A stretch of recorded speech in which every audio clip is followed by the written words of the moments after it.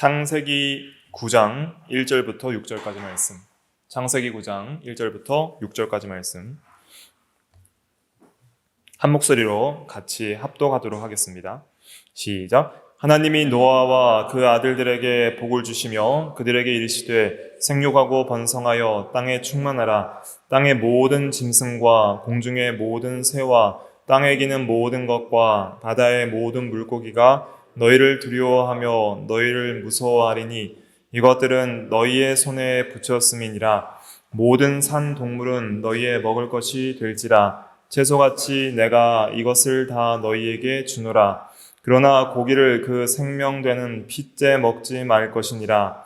내가 반드시 너희의 피 곧 너희의 생명의 피를 찾으리니 짐승이면 짐승에게서 사람이나 사람의 형제면 그에게서 그의 생명을 찾으리라.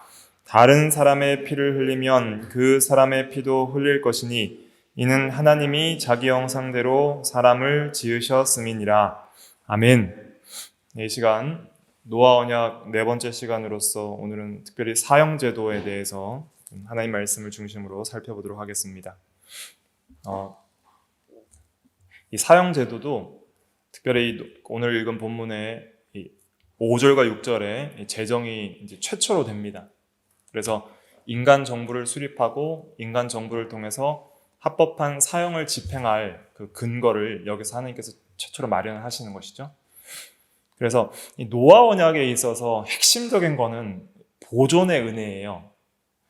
그래서 하나님께서 노아 언약을 통해서 오늘 창세기 9장 1절부터 6절까지의 내용을 통해서 크게 이 세 가지를 통해서 이 인생들을 보존시켜 주시는 은혜를 주시는데, 첫째 1절에는 생육 번성하는 그 자녀를 생산하고 인류의 계대를 계속 이어나갈 수 있는 종족 번식을 통해서 이 인류가 멸종하지 않는, 생명이 멸종하지 않도록 보존해 주시죠. 그 다음에 두 번째는 이제 먹을 것을 주시죠. 그래서 야채와 과일뿐 아니라 이제 동물을 먹이로 주셔서 음식을 통해서 생명을 보존하도록 해주시는 것이죠. 그 다음에 셋째로는 사형 제도를 통해서 이 살인을 억제하셔서 생명을 보존시켜 주시는 거예요. 그래서 이 사형 제도가 왜 또 중요한 내용이냐면 이 국가의 권위의 기초가 되는 이 제도거든요. 사형 제도를 명하셨다는 것은 그 가장 큰 형벌을 제정할 수 있는 국가의 권위를 준 동시에 그 이하의 모든 제도와 또 형벌도 제정할 수 있는 국가의 권위를 여기서 이제 최초로 기초로 마련을 해주시는 거예요. 그래서 이 사형 제도를 살펴보는 것은 왜 중요하냐면 하나님께서 생명을 매우 귀하게 여기시고요. 하나님은 생명 그 자체이시고 모든 생명을 하나님께서 귀하게 여기십니다. 그리고 그 생명을 얼마나 아끼시고 보존하시는지를 여기서 보여주시는 거예요. 사형 제도를 배우면서 우리는 하나님은 생명의 하나님이시고 생명의 주권자이시고 죽이기도 하시고 살리기도 하시는 하나님이시며 그 하나님께서 얼마나 생명을 사랑하시고 우리의 생명도 사랑하셔서 그리스도를 통하여 영적인 구원의 은혜를 주실 뿐만 아니라 육신적 생명의 삶까지도 얼마나 귀하게 여기셔서 세밀하게 여러 규례와 특별히 이 제도를 통해서 우리의 생명을 이렇게 지금까지 모든 인류와 우리의 생명을 지켜주셨다는 것을 기억해야 됩니다. 우리가 오늘 하루하루 살아가는 게 그냥 살아가는 게 아니에요. 이런 공기와 해와 빛과 먹을 것도 주시고요. 우리가 육체적으로 살아갈 수 있는 육신의 생명도 연장시켜 주실 뿐 아니라 우리가 오늘 하루 살아가면서 우리 대한민국 정부와 이 형법, 민법, 삼법의 여러 제도와 국가의 어떤 권위와 제도를 통해서 우리가 갑자기 어떤 강도나 살인자의 습격을 받지 않고 보호받고 있는 거예요. 그러니까 이게 우리가 하루하루 살아가는 게 그냥 당연한 거라 생각하시면 안 돼요. 정말 놀라운 하나님의 이 정말 측량할 수 없는 그 섭리 가운데 여러 가지 하나님의 손길을 통해서 하루하루가 생명이 보존되고 있는 거예요. 노아 시대 때만 해도 이 많은 사람들이 엄청나게 죽어갔습니다. 노아 시대의 이 시대상을 뭐라고 이야기를 하고 있냐면 창세기 6장 11절을 보세요. 6장 11절. 창세기 6장 11절 한번 같이 읽어볼게요. 시작. 그때 온 땅이 하나님 앞에 부패하여 포악함이 이 땅에 가득한지라. 네. 사람들이 전부 마음으로 생각하는 계획이 항상 악할 뿐임을 보시고 그랬죠? 5절에는. 근데 그 악한 계획들이 어떻게 나타나냐면 포악함으로 나타나요. 포악함. 이 포악함은 폭력이란 뜻입니다. 원어의 의미는 폭력. 그래서 사람들이 서로 죽이는 일들을 많이 했던 거예요. 사실은 가인의 이 가인 이후의 시대를 보면 가인이 아벨을 죽이고 라멕은 더 쉽게 많은 사람들을 죽이고 죽이는 일들이 많이 일어났고 실제로 노아 시대 때에는 이 살인 사건들이 엄청나게 팽배했다는 것을 볼 수 있습니다. 그래서 노아 시대까지 사람들이 이 생명을 잃는 여러 가지 요소가 있었는데 중요한 요소 중에 하나가 살인이었고요. 또 한 가지 요소는 이제 육식 동물이 있었죠. 과거에 공룡같이 큰 동물도 살았잖아요. 그래서 지금 있는 육식 동물보다 또 강력한 그런 동물들이 있어서 많은 사람들이 이 동물의 습격을 받아서 죽기도 했고 또 자연재해로 죽기도 했을 텐데 특별히 하나님께서 홍수 사건을 통해서 사람들의 생명을 다 걷어가고 이제는 노아 8식구만 남은 거예요. 여러분들이 한번 노아의 8식구라 한번 생각을 해보세요. 모든 인류가 다 멸절하고 8명만 남은 거예요. 한 가족만 남았어요. 그런데 그 노아 8식구에게 큰 두려움이 있겠죠. 첫째로는 또 홍수로 멸망하면 어떻게 할까 하는 홍수에 대한 두려움이 있을 것이고 또 둘째로는 이 짐승들은 인류보다 훨씬 빠르게 성장하고 번식하는데 이 육식 동물들을 통해서 우리가 멸종되면 어떡할까? 인간은 연약하기 때문에 금방 멸종될 수도 있잖아요. 그렇게 멸종되면 어떡할까 하는 생각도 우리가 할 수 있고 두려운 마음을 들 수 있고 또 가인이 아벨을 죽인 것처럼 이 인간 사회에 서로 시기 질투하고 서로 죽이는 일들이 그 가족들끼리 일어나면 그 오래 살지 못하고 다 죽게 되는 것이죠. 그래서 하나님께서 홍수 이후에 이 인류 사회를 보존하시기 위해서 이제 여러 가지 하나님께서 이 규례들을 제정을 하시는 거예요. 그리고 복을 주시는 거예요. 그래서 1절에 보니까 노아와 그 아들들에게 복을 주셨잖아요. 그래서 생육하고 번성해서 멸종하지 않고 땅에 충만할 수 있도록 하나님께서 다 하시겠다는 거예요. 그리고 또 그 동물들이 너희를 두려워할 것이다. 땅에 2절부터 보면 땅의 모든 짐승과 공중의 모든 새와 땅에 기는 모든 것과 바다의 모든 물고기가 너희를 두려워하며 너희를 무서워하리니 이것들을 너희 손에 붙였음이니라. 그래서 이 동물들에 대한 지배권을 주세요. 동물들이 함부로 사람을 죽이지 못하도록 그 두려움을 주시는 것이죠. 그래서 인간들이 자기들의 어떤 과학과 기술과 여러 보호 장비들을 갖추어서 동물들로부터 보호할 수 있는 그러한 능력도 갖추게 하실 뿐 아니라 본성적으로 동물들이 아무리 사나운 사자나 곰이라 해도 인간들은 함부로 죽이지를 못합니다. 그래서 그런 두려움을 이 본성적으로 동물들에게 주셔서 함부로 사람을 죽이지 못하도록 하나님께서 지켜주시는 거예요. 그뿐 아니라 사람들끼리 죽이지 못하도록 하신 그 일이 바로 이 사형제도를 만드신 일입니다. 그래서 이 모든 이 제도와 규를 통해서 하나님이 이 타락한 죄인들을 얼마나 사랑하셔서 그들의 생명을 일시적으로도 보호해 주시는 이런 일반 은혜를 주셨는가 하는 것을 생각하면 사실 모든 사람들이 하나님께 감사를 해야 되고 특별히 하나님을 아는 성도들은 우리가 호흡이 있는 자마다 여호와를 찬양하는 그러한 믿음이 있어야 하는 것이죠. 그래서 오늘은 하나님께 모든 생명이 달려있다는 것을 믿는 신앙 안에서 우리가 오늘 하루 살고 죽는 것이 하나님께 달려있다는 신앙 안에서 이 사형제도의 의미와 은혜들을 좀 살펴보려고 합니다. 그래서 한 구절 또 말씀드리면 사무엘상 2장 5절에 보면은 여호와는 죽이기도 하시고 또 뭐 하신다고 했어요? 살리기도 하시고 음부에 내리기도 하시고 높이기도 하시는도다. 또 여호와는 가난하게도 하시고 부하게도 하시고 낮추기도 하시고 높이기도 하시는도다. 생사화복은 하나님께 달려있다. 모든 것과 모든 피조물 전부 하나님의 손에 있습니다. 우리 섭리 신앙에서도 배웠잖아요. 절대 2차 원인에, 제2 원인에 우리의 생명이 달려있는 게 아니에요. 물질과 다른 사람에게 우리의 생명이 달려있는 것이 아니라 오직 하나님께 모든 것이 속해 있고 오직 하나님만 죽이고 살리시고 생명의 소유권은 오직 하나님께 있다 하는 신앙을 우리가 가지고 살 때 담대할 수 있습니다. 오늘 하루하루 살아가는 것이 누구에게 달려있어요? 하나님께 달려있는 거예요. 하나님께. 그래서 생명의 주권은 하나님께 있다. 그리고 이 사형제도라는 것을 통해서도 우리를 지금 지켜주고 계신다. 이렇게 생각을 하면 참 이 모든 내용들이 은혜가 됩니다. 특별히 오늘 이 사형제도에 대해서 살펴볼 때 참고한 것은 그 웨인 그루뎀의 성경과 정치라는 책이 최근에 번역이 되어 있는데 언약 출판사에서 이것이 이제 이 기독교 정치관에 있어서 이 보수적인 기독교 정치관의 중요한 하나의 교과서가 될 수 있는 책입니다. 그래서 앞으로 이것을 연구해서 좀 살피고 나눠볼 예정인데 이 기독교 정치에 있어서 그 성경적인 정치관에 있어서 근거가 되는 것이 또 노아의 언약이에요. 그래서 이 사형제도를 통해서 하나님이 정부와 또 이 법과 제도와 또 형벌에 대한 그런 제도를 최초로 이제 설립하시고 기초를 제공을 하시는 것이죠. 그래서 이 노아 언약에 있어서 이 부분들을 우리가 중요하게 또 의미를 생각을 해봐야 됩니다.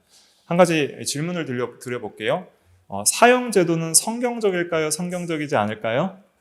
사형제도는 성경적인 것입니다. 만약 그렇다면 사형제도가 왜 성경적이고 어떤 의미가 있는지 우리가 알아야 되겠죠? 먼저 오늘 본문을 다시 한번 그 파란색 글씨 5절과 6절을 한번 다시 의미를 생각하면서 읽고 또 계속적으로 생각을 해보겠습니다. 5절, 6절 같이 읽어볼게요. 시작. 내가 반드시 너희의 피, 곧 너희의 생명의 피를 찾으리니 짐승이면 그 짐승에게서 사람이나 사람의 형제면 그에게서 그의 생명을 찾으리라. 다른 사람의 피를 흘리면 그 사람의 피도 흘릴 것이니 이는 하나님이 자기 형상대로 사람을 지으셨음이니라. 네.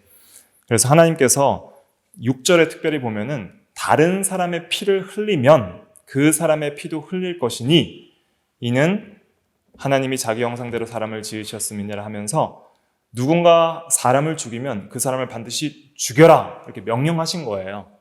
그러니까 살인한 자는 반드시 사형으로 형벌할지니라 이렇게 규례를 정하셨습니다. 사형 제도는 하나님이 창설하신 거예요. 그렇기 때문에 이건 모세율법에 속한 것이 아닙니다. 이 일반 은혜 언약은 언제까지 효력이 있냐면은 주님 재림하셔서 불로 세상이 심판받아 일반 은혜가 종결될 때까지, 그러니까 세상 종말 때까지 영원히 효력 있는 규례가 이 일반 은혜 언약에 있는 언약이고 규례들이에요. 그렇기 때문에 이 옛 언약의 구약의 어떤 그리스도가 오심으로 폐해지는 옛 언약의 어떤 의식법이나 그런 것에 속한 것이 아니라 이 주님 오실 때까지 지켜야 할 영원한 언약과 규례가 이것이 일반 은혜 언약이기 때문에 그래서 이 사형제도도 신구약 전체 오늘날까지 유효한 그런 명령입니다. 그래서 다른 사람을 살인한 자는 죽여야 된다고 하나님께서 명령하셨습니다. 그래서 다른 사람의 피를 흘리면이라는 것은 어떤 의미가 있냐면요. 이제 1페이지 쭉 넘어가셔서 이 피를 흘리다는 것은 히브리어 샤팍을 번역한 건데 많은 양을 쏟아 부어 죽음을 초래하다라는 의미입니다. 그래서 죽인다는 의미를 피를 흘린다는 의미로 사용하고 있습니다. 어떤 사람이 다른 사람을 죽일 경우 그 살인자도 죽어야 함을 말하고 있는 것이죠. 특별히 파란색 글씨와 굵은색 글씨를 중심으로 보시면 되겠습니다. 그래서 이 사형은 다른 인간, 즉 정부의 합법적인 사형 집행을 통해서 집행되어야 합니다. 그래서 이 사람이 피를 흘리면 그 사람의 피도 흘리란 말은 그 개인적인 보복을 명한 것은 아닙니다. 왜냐하면 성경 전체 원리에 의해서 이 구절을 해석해야 돼요. 그래서 개인적으로 원수를 복수하라는 명령이 있어요, 없어요? 없어요. 원수를 사랑하고 또 복수하지 말라. 그리고 원수 갚는 것은 누구께 맡기라 그랬어요? 하나님께 맡기라. 원수 갚는 것은 내게 있으니 내게 맡기라 하나님께서 명령하셨잖아요. 뒤에서 살펴볼 텐데 성경 전체 원리에 의해서 신구약 전체 한 구절 한 구절을 해석을 해야 되는데, 그래서 이 피를 흘리라는 사형 집행의 명령은 개인적 복수의 방식이 아니라 정부의 합법적인 사형 집행을 통해서 집행되어야 한다라는 의미입니다. 그것은 이제 뒤에서 살펴볼 신약의 성경 구절을 통해서 입증이 되는 것이죠. 이 사형을 명령한 이유가 있습니다. 왜 사형을 명령을 했을까요? 그것은 인간은 하나님의 형상대로 창조되었고 그 인간 생명이 엄청나게 가치가 있고 하나님은 인간의 생명을 매우 귀하게 생각하시기 때문입니다. 하나님의 형상이라는 것은 하나님을 가장 닮은, 가장 비슷한 피조물이고, 그리고 하나님의 형상이라고 일컬은 피조물은 오직 인간만이 유일합니다. 천사들도 하나님의 형상이라는 표현을 쓰지 않거든요. 그래서 인간을 하나님의 형상이라고 했을 때에는 인간은 이 땅에서 하나님의 대리인이라는 의미가 있습니다. 그래서 대리 통치자이고 하나님의 영광의 반사체이고 하나님의 모든 일들을 맡아서 하는 하나님의 사역자들이에요.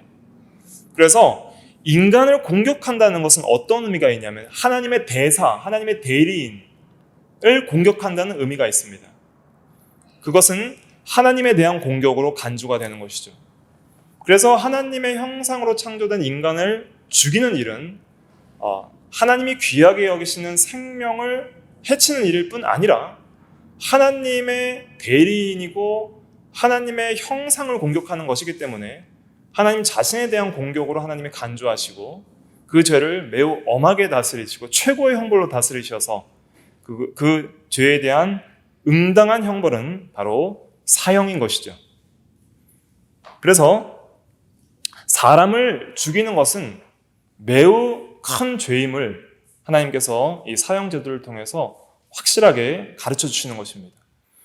특별히 이 구절들은 이 모든 정부의 권위와 제도, 특별히 사형 제도의 기본 원칙을 제시를 하는 것이죠.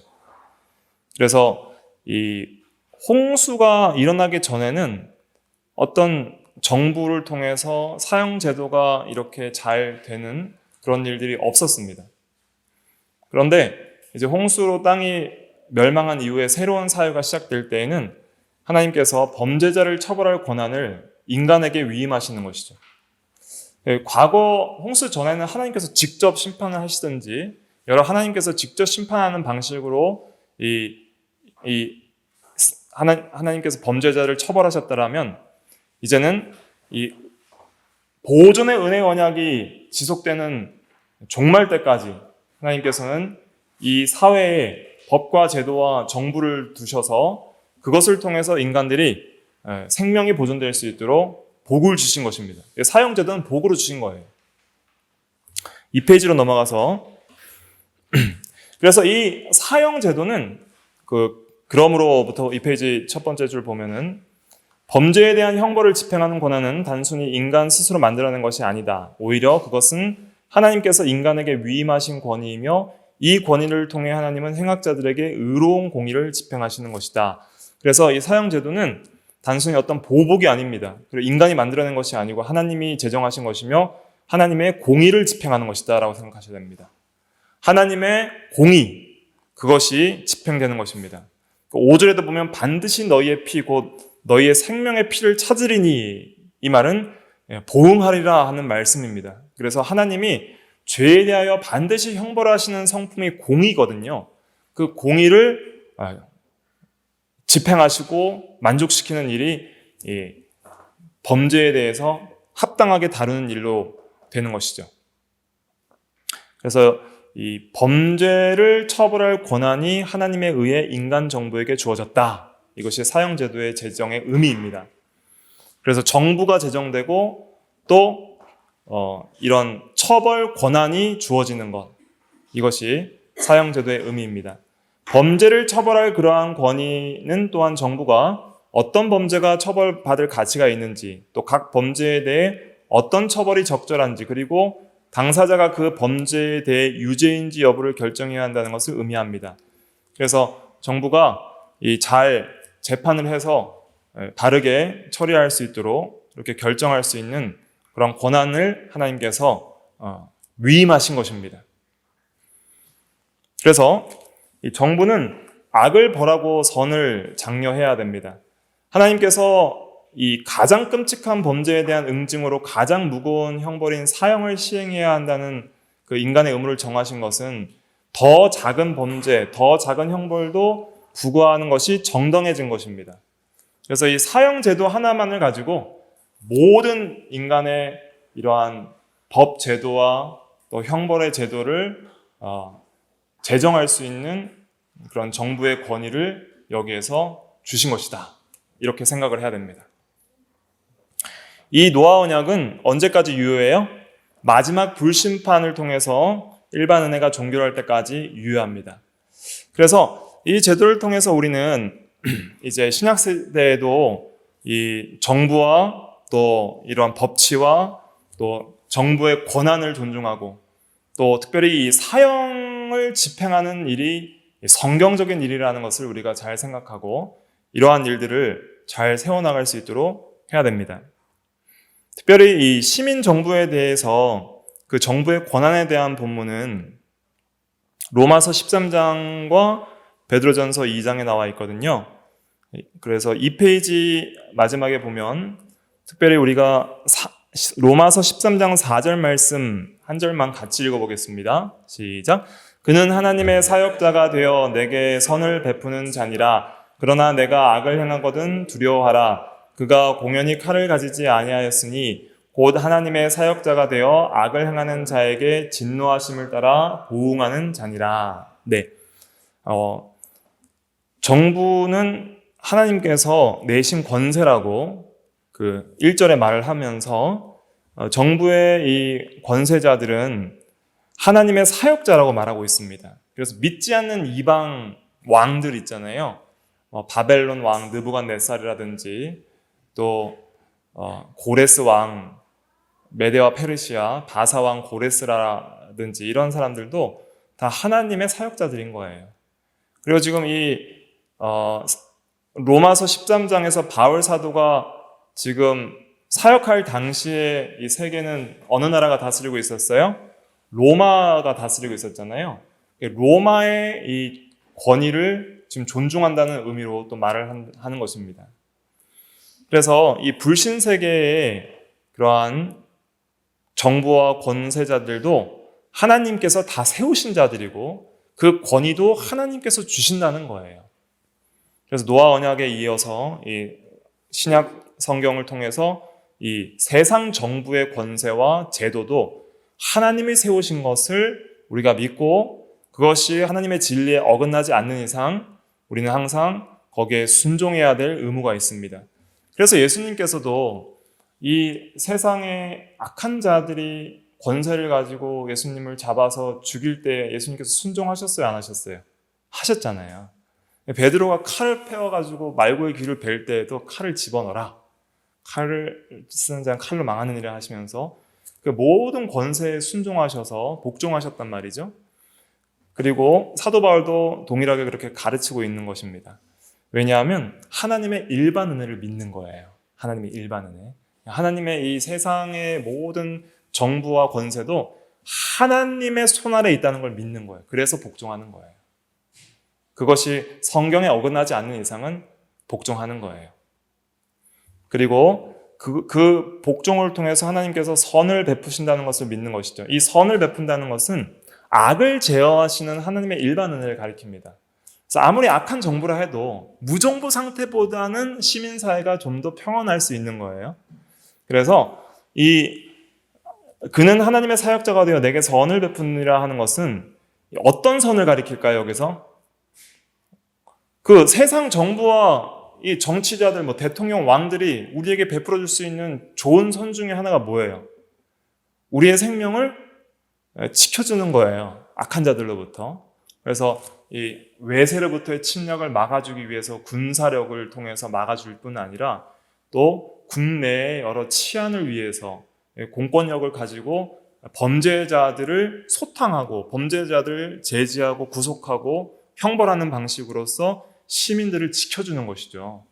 그래서 여기 보면은 곧 하나님의 사역자가 되어 어떤 선을 베푸냐면 악을 행하는 자에게 진노하심을 따라 보응하는 자. 그래서 악한 자를 보응함으로써 우리에게 선을 베풀어 주는 자들이 이 일반 정부와 국가의 그런 위정자들이 하는 일입니다. 이것이 이제 일반 은혜예요. 로마서 13장 4절에서 말하는 선도 일반 은혜적인 선을 가리키는 것입니다. 그래서 이 창세기 9장과 같이 연결되는 그런 구절이라 할 수가 있겠습니다. 그 다음에 시민 정부에 대한 신약의 본문 두 번째는 베드로전서 2장 13절과 14절에 있습니다. 3페이지 맨 위에 그 12절과 13절 같이 읽어볼게요. 시작. 인간의 모든 제도를 주를 위하여 순종하되 혹은 위에 있는 왕이나 혹은 그가 악행하는 자를 징벌하고 선행하는 자를 포상하기 위하여 보낸 총독에게 하라. 네, 인간의 모든 제도를 주를 위하여 순종하되 그랬죠. 주를 위하여.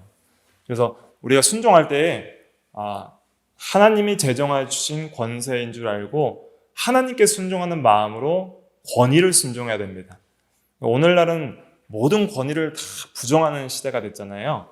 그래서 어떻게 하든지 권위에 대해서 반발하는 사람들이 많은 시대가 됐는데 우리 그리스도인들은 성경적인 권위를 존중하는 사람들이 돼야 됩니다. 그것이 5계명을 잘 순종하는 거예요. 그래서 5계명은 윗사람에 대한 권위, 또 동등한 자들의 권위, 아랫사람에 대한 권위를 존중하라는 계명일 뿐 아니라 이런 정부의 권위도 존중하라는 개념으로서 이제 앞으로 우리가 또 기독교 윤리학을 배우게 되면은 이 5계명에서 또 국가 정부에 대한 시민 정부에 대한 권위와 제도를 또 성경적으로 존중해야 될 것을 또 우리가 배우게 되는데 그 국가 권위를 존중해야 될 중요한 기초가 바로 오늘 읽은 창세기 9장인 것이죠. 노아 언약이에요. 그 노아 언약에 따라서 이제 신약 성경도 이런 국가 권위를 존중하는 명령들을 하고 있는 것입니다. 왜 이런 제도를 순종해야 되냐면 그가 악행하는 자를 징벌하는 일을 하기 때문입니다. 악을 제어하고 또 잘한 자들에게 포상해 주는 것이 하나님의 일반 은혜인데 이 국가의 권위를 통해서 이 일들을 함으로써 우리 일반 모든 그 시민들뿐만 아니라 우리 교회와 성도들을 하나님께서 지켜주시는 거예요. 지켜주시는 것. 이것을 제2 원인으로 사용하셔서 우리를 지키시는 것입니다. 자, 그러면 우리가 이제 질문이 하나 들 거잖아요. 그러면 우리에게는 정부가 범법자를 처형하는 것을 원해야 될까요? 안 원해야 될까요?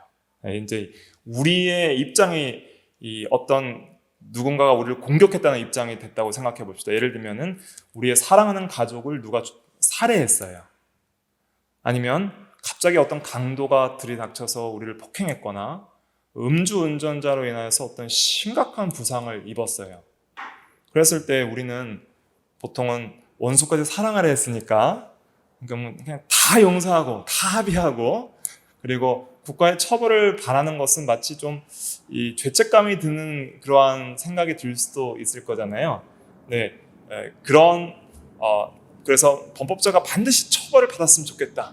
반드시 처벌해 주십시오라고 이렇게 송사하는 것이 과연 옳을까 이런 생각을 할 수 있습니다. 그래서 많은 사람들이 단지 사람들을 용서해야 하며 그리스도인들은 따라서 범법자가 법을 통해 처벌받기를 바라서는 안 된다고 생각할 수도 있습니다. 여러분들은 어떻게 생각하셨나요? 하지만 성경이 말하는 것은 그런 말이 아니에요.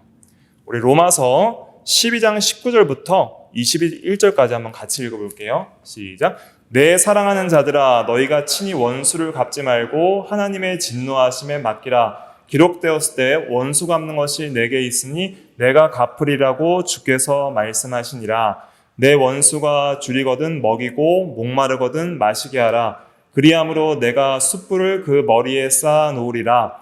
악에게 지지 말고 선으로 악을 이기라. 여기 보면은 너희가 친히 원수 갚지 말고 하나님의 진노하심에 맡기라. 원수 갚는 것이 내게 있으니 내가 갚으리라 그랬죠? 그러면 우리가 국가가 범법자를 처벌하는 것도 그냥 하지 말라고 원수까지 사랑해야 될까요? 그게 아니에요. 원수를 친히 갚지 말라는 것은 네가 직접 개인적인 원한과 보복심을 가지고 원수를 보복하지 말라 이런 뜻입니다. 개인적인 원한을 가지고 보복했을 때 문제가 있어요. 어떤 문제가 있을까요? 자, 구약 성경에 이런 말이 있죠. 눈에는 눈, 이에는 이, 손에는 손, 발로는 발로 갚으라는 말이 있죠. 그래서 방한대로 갚아주라는 말이 있죠. 이것은 불의한 걸까요? 정당한 걸까요? 굉장히 정당한 거예요. 이걸 오해하시면 안 됩니다. 똑같이 갚아주는 복수심을 말하는 것이 아니라 사람들은 한 대 맞으면 몇 대 때리고 싶을까요? 딱 한 대만 때려야지 안 해요. 한 2대, 3대 때려야지 이 원한이 풀리는 거예요. 근데 눈 한 대 맞았으니까 똑같이 그냥 한 대만 갚아주라 하는 것은 굉장히 정당한 거예요. 그렇죠? 그러니까 더 2대, 눈 맞았는데 눈, 코까지 하지 말라 이런 뜻입니다. 그러니까 굉장히 아주 합당한, 그러니까 그 형벌에 대한 딱 합당한 벌만을 주는 굉장히 공평하고 정당한 형벌 제도예요. 근데 이 원한을 가지게 되면은 내가 정말 하나님이 보시기에 1%도 오차가 없이 정당하게 이 심판을 못해요. 우리가 힘이 없어서 못할 수도 있고요. 해야 될 심판을 못할 수도 있고 또 우리가 더 과격해서 더 심하게 원수를 갚을 수도 있는 것이죠. 그래서 보복심을 가지고 개인적인 원한을 가지고 복수하지 말고 하나님의 진노하심에 맡기라 하는 것은 이것은 이 정부의 심판에 맡기라 이런 의미가 여기 포함되어 있습니다. 그래서 합법적인 정부를 통해서 범법자가 처벌받을 수 있도록 하라 하는 거예요. 그래서 원수 갚는 것이 내게 있으면 내가 갚으리라 했을 때 하나님께서 어떤 제도를 주셔서 갚도록 하신 거예요?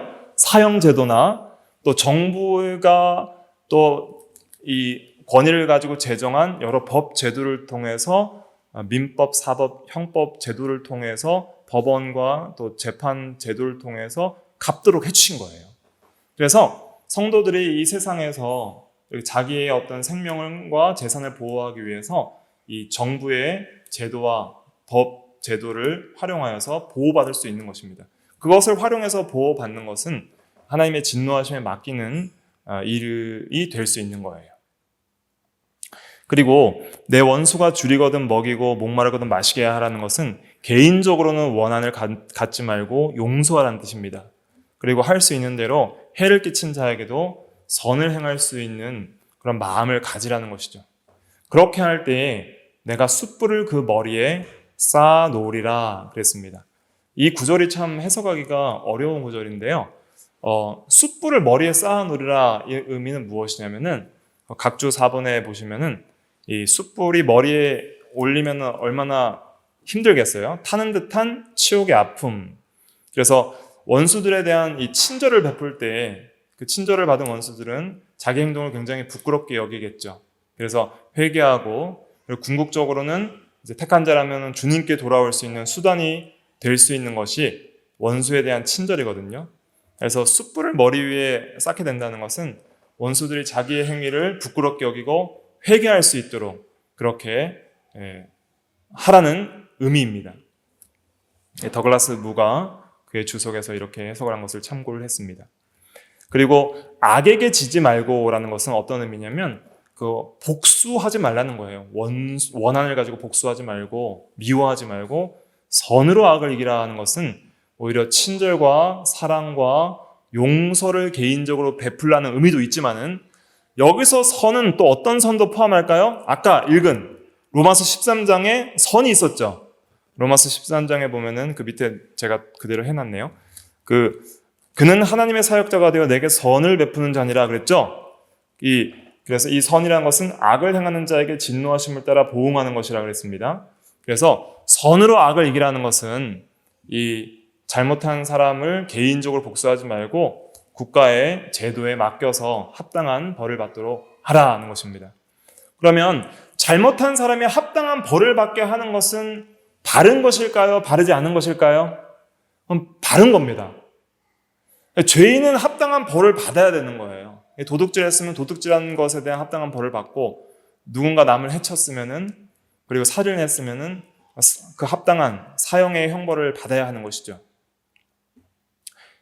그것이 그 사람에게도 유익한 것이고 또 하나님의 공의에도 만족될 뿐만 아니라 또 모든 인간의 정의감에도 만족되고 하나님이 그것을 통해서 생명을 보존하시는 일반 은혜들을 이루어 나가시는 거예요.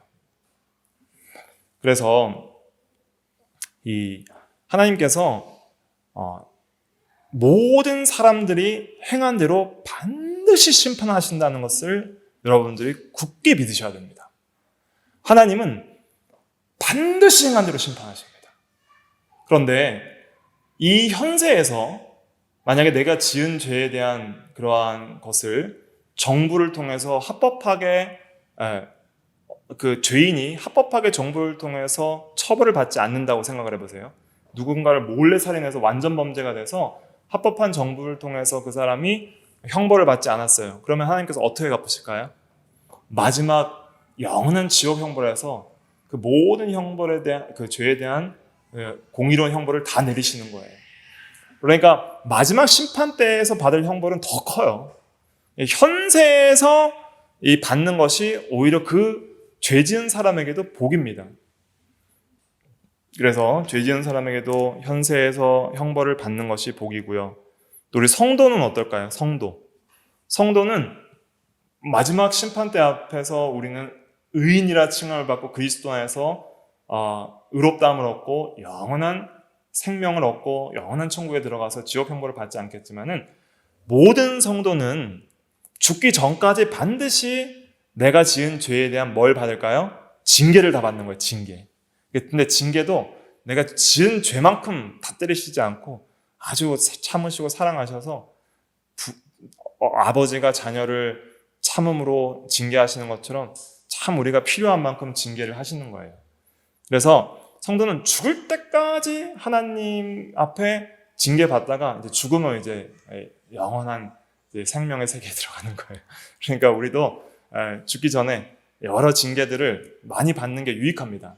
그래서 항상 내가 죄를 지을 때, 우리 주일날 오전에도 말씀드렸잖아요. 죄를 지으면 참 쓸모없는 인간이 된다 하는 생각을 가지고 항상 죄를 경계하시되, 죄를 지으면 하나님께 즉시 징계하여 주시옵소서, 항상 그런 마음을 가져야 돼요. 하나님, 제가 혹시라도 죄를 지으면 즉시 징계하사 빨리 돌이키게 하여 주시옵소서. 왜냐하면 빨리 돌이키는 게 뭐 덜 맞는 방법이에요?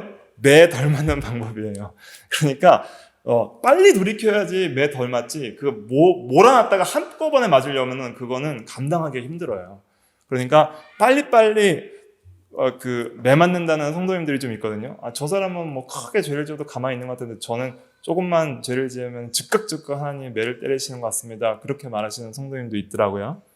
근데 그것이 하나님의 은혜입니다. 그런 것을 느낀다는 것 자체가 하나님의 은혜라는 것을 생각하고 그것 때문에 낙심하거나 좌절하지 말고 항상 그것이 하나님의 은혜인 줄 알고 그러한 은혜를 따라서 또 오히려 그 징계를 통해서 더 평강과 거룩함에 이르도록 자라나게 하시는 은혜를 주시거든요. 그렇기 때문에 그런 은혜를 또 귀하게 우리는 여겨야 되겠고요. 그 다음에 이 하나님의 진노하심에 맡기는 이 일이 왜 중요하냐면요. 이 굉장히 중요한데, 원수를 친히 갚지 말고 하나님이 반드시 심판하시는데 현세적으로 이 세상 정부와 어떤 제도와 사형 제도와 법 제도를 통해서 심판하시고, 또 혹시 그것을 벗어난다면은 하나님이 여러 질병이나 사건과 사고나 다른 사람을 통해서 하나님이 직접 현세에서도 심판하시고 마음의 고통도 주세요. 그래서 이 살인을 한 범죄자들은 극심한 양심의 가책과 두려움과 고통에 빠집니다. 가인이 아벨을 죽이고 나서 그랬잖아요. 그래서 그 엄청난 고통 속에 살다가 뭐 한 30년 지나서 막 자수하는 사람들도 생기는 거예요. 그러니까 내적인 징계도 주시고 외적인 징계도 하나님이 심판도 내리시는데 그렇게 직접 심판하시기도 하고, 그리고 현세에서도 합당한 형벌을 못 받으면 내세에서 반드시 하나님께서 다 심판하시거든요. 친히 원수를 다 갚아주세요. 그래서 우리가 원수 갚는 것을 하나님께 맡기는 것이 왜 우리에게 중요하냐면, 우리가 원수를 사랑할 수 있는 동기도 여기에서 나오는 겁니다. 그러니까 원수를 사랑하는 것과 심판과 그 원수를 갚는 것을 하나님께 맡기는 거랑 일치해요. 내가 보복심을 버리고 나에게 조금이라도 상처 주고 피해 준 사람들을 일일이 미워하지 않고 다 용서할 수 있는 근거는 어디에 있냐면은 하나님이 나의 모든 그러한 이 불의를 다 알아주시고 다 갚아주실 것을 믿는, 그러니까 하나님의 공의에 맡김으로써 우리는 개인적인 원한을 버릴 수가 있는 거예요. 하나님의 공의에 우리의 원수 갚는 것을 맡기고 하나님을 의지함으로써 우리 개인적인 원한을 다 버리고 원수를 사랑하고 용서하고 그들에게 친절을 베풀 수 있는 것이죠. 한번 생각을 해보세요. 이렇게 생각해 봅시다. 나에게 큰 잘못을 한 사람이 있어요. 끝까지 회개하지 않고 나를 대적해요. 그러면은 그 사람에 대한 하나님의 공의의 심판을 생각하면 그 사람 얼마나 불쌍해요. 그렇죠? 너무 불쌍한 거예요. 그러니까 그 사람이 불쌍하게 여기고 우리가 그 사람을 용서해주고 그 사람도 회개하고 돌이킬 수 있도록 기도해 주는 것이죠. 하나님께 심판받을 걸 생각하고 끝까지 믿지 않으면 영원한 지옥불에 떨어질 걸 생각하면 너무 불쌍한 거예요. 진리도 모르고 하나님도 모르고 영원한 심판도 모르고 구원의 길도 모르는 그러한 자가 불쌍하기 때문에 우리는 그 원수를 용서하고 또 사랑하고 또 그 사람을 위해서 기도해 줄 수 있는 것이죠. 그래서 우리가 그 4페이지 중간에 보면 예수님이 그렇게 하셨어요. 예수님도 보면은 누가복음 23장 34절 거기 4페이지 중간에 누가복음 23장 34절에 보면 예수님께서 십자가에 못 박는 자들에 대해서 아버지 저들을 사하여 주옵소서 그랬잖아요. 그럼 예수님은 원수를 무조건 다 용서만 해줬는가? 그렇지 않아요. 예수님을 불의하게 죽인 모든 사람들에 대해서 공의로 심판하시는 이에게 부탁도 하셨어요. 그것이 베드로전서 2장 23절에 있거든요. 같이 읽어볼게요. 시작. 욕을 당하시되 맞대어 욕하지 아니하시고 고난을 당하시되 위협하지 아니하시고 공의로 심판하시는 이에게 부탁하시며, 예수님은 공의로 심판하시는 이에게 원수 갚는 걸 부탁하신 거예요. 그런 동시에 아버지여 저들을 사하여 주옵소서라고 기도할 수 있는 것이죠. 그러니까 공의로 모든 심판을 하나님께 부탁하는 것은 하나님의 절대 주권과 그의 완전하심을 믿는 거예요. 전지하심과 행한 대로 보응하시는 의로우심을 믿는 거예요. 그리고 그의 주권을 믿는 거예요. 생사화복이 누구에게 있어요? 하나님께 있으니까. 나의 원수를 죽이고 살리는 것도 하나님께 있다는 걸 믿고 하나님께 그것을 맡길 때 우리는 사실은 원수에 대한 원한을 버리고 용서할 수 있고 그들을 불쌍히 여길 수 있는 마음이 여기에 있는 겁니다. 예수님은 이 두 가지를 다 가지고 계셨어요. 그래서 우리가 악한 자들에 대해서 하나님이 심판하시길 바란다는 것은 그것은 굉장히 정의로운 마음이고 성경적인 마음입니다. 그것은 죄성에서 나온 마음이 아니에요. 요한계시록 6장 9절과 10절 한번 읽어볼게요. 그 위에 요한계시록 6장 9절과 10절 시작. 다섯째 인을 떼실 때에 내가 보니 하나님의 말씀과 그들이 가진 증거로 말미암아 죽임을 당한 영혼들이 제단 아래에 있어 큰 소리로 불러 이르되 거룩하고 참되신 대주제여 땅에 거하는 자들을 심판하여 우리 피를 갚아주지 아니하시기를 어느 때까지 하시려 하나이까. 땅에 거하는 자들을 심판하여서 우리의 이 억울한 피를 갚아달라고 누가 지금 불러서 말하고 있어요? 큰 소리로? 죽임당한 영혼들. 이 영혼들은 거룩해진 성도들의 영혼들입니다. 천국 가 있는 영혼들을 가리키는 거예요. 죄가 없는 영혼들이에요. 죄가 없는 영혼들이 땅에 거하는 악한 자들이 공의로 심판받기를 부르짖고 있는 거예요. 이것은 굉장히 하나님 앞에 합당한 기도며 공의로운 기도다라는 것을 기억을 해야 됩니다. 그래서 살인 이 제도는 하나님의 공의를 만족시키는 것이고 또 이 문제의 중요성에서 인간의 깊은 정의감도 만족시키는 것입니다.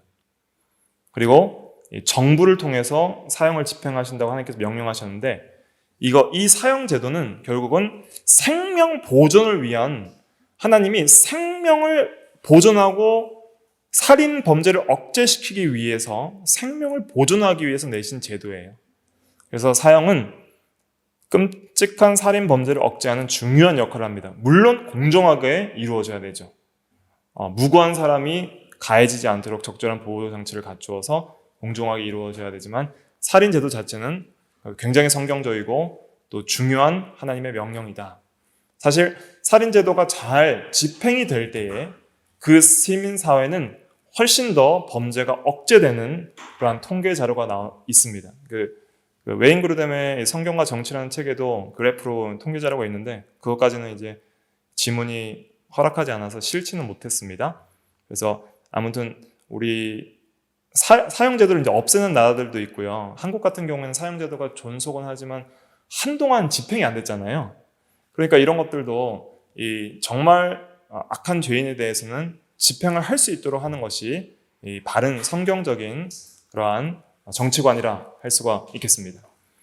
그래서 이 사형제도를 통해서 또 국가의 권위와 법 제도를 통해서 오늘날도 우리를 생명을 지켜주시는 하나님의 은혜를 생각하고 생명을 하나님께서 얼마나 사랑하시고 또 우리의 생명을 사랑하셔서 그리스도까지 희생하셔서 우리의 영혼을 구원하시고 또 우리의 육신의 생명도 지금까지 이러한 섭리 가운데 보존해 주시는 하나님의 은혜를 생각하면서 우리가 감사해야 되겠고요. 또 하나님의 공의의 심판에 맡기는 것은 어떤 것을 할 수 있는 근거가 된다 그랬죠? 원수를 용서하고 사랑할 수 있는 근거가 된다. 이것은 같이 가는 것이다. 그래서 여러분들이 누가 자기에게 피해주는 사람이 있을 때 우리가 억울하고 막 그 사람에 대해서 미움이 생기고 할 때가 있을 때마다 이것을 생각하세요. 원수가 없는 것은 누구께 있으니? 내게 있으니 내가 갚으리라. 선으로 악을 이기라 그랬으니까 하나님의 공의의 심판을 의지하면서 하나님의 공의의 심판을 믿습니다 하면서 또한 그러나 그 불쌍한 영혼을 저가 깨닫지 못하고 저렇게 죄를 지으니 저도 깨닫고 회개할 수 있도록 은혜를 주시옵소서. 원수를 사랑하는 마음으로 또 기도할 수 있는 주님을 닮아가는 또 우리가 다 되어야 되겠습니다. 기도하겠습니다.